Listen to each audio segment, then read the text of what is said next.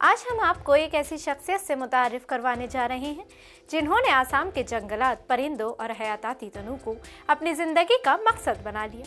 ये कहानी है डॉक्टर अनवरुद्दीन चौधरी की, जिन्हें आज दुनिया आसाम के बर्डमैन के नाम से जानती है। वो न सिर्फ एक आला सरकारी अफसर रहे, बल्कि अपने मिशन, इल्म और जज्बे के जरिए उन्होंने परिंदे के तहफ़्फ़ुज़ की जो खिदमत की है वो नाकाबिले फरामोश है। आदाब, मैं हूँ आपके साथ आमना फारूक और आप देख रहे हैं वास्ती वॉइस।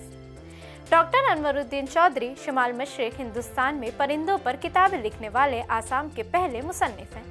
उनके तहकीकी काम ने पूरे इलाके में परिंदों के नायाब अक़साम के तहफ़्फ़ुज़ और उनके बारे में शऊर बेदार करने में ज़बरदस्त किरदार अदा किया। वो अब तक 30 से ज़्यादा किताबें, 50 तकनीकी रिपोर्ट्स और 900 से ज़्यादा साइंसी मज़ामीन तहरीर कर चुके हैं। अगरचे वो आसाम हुकूमत में कमिश्नर और सेक्रेटरी जैसे अहम ओहदे पर फाइज रहे, लेकिन उनकी असल पहचान सिर्फ एक सरकारी मुलाजिम की नहीं थी। वो अपने आरामदेह दफ्तर में बैठने के बजाय जंगलात की खाक छानते, परिंदों के अक़साम का मुशाहिदा करते और उनके तहफ़्फ़ुज़ के लिए नए रास्ते तलाश करते। यही वजह थी कि लोग उन्हें एहतराम से बर्डमैन ऑफ आसाम कहने लगे। डॉक्टर चौधरी ने उमूर फाल्किन नामी एक मुहाजिर परिंदे पर एक अहम तहकीकाती मंसूबा मुकम्मल किया, जो आसाम से लेकर जनूबी अफ्रीका तक तवील सफ़र करता है। साल 1996 में जब वो नागालैंड के कोहिमा बाजार के दौरे पर थे तो उन्हें एक मार्केट के बाहर मेंढक, चूहे, हिरन और मुख्तलिफ परिंदे फरोख्त करते हुए दिखाई दिए।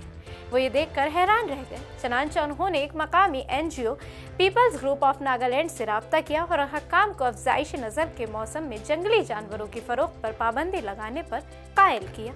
डॉक्टर चौधरी का जंगली हयात से वालहाना इश्क इतना गहरा था कि हुकूमत आसाम को उन्हें एक सरकारी अफसर होते हुए भी एक NGO के साथ मुंसलिक होने की इजाज़त देनी पड़ी। यह खुद इस बात का सबूत है कि उनकी खिदमत किस कदर अहम थी।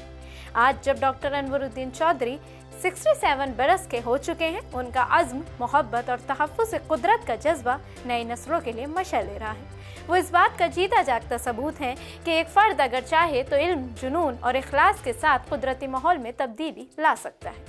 उनकी ज़िंदगी हमें सिखाती है कि महज ओहदे और ताकत काफ़ी नहीं, असल ताकत जज्बे, इल्म और मुसलसल कोशिश में है।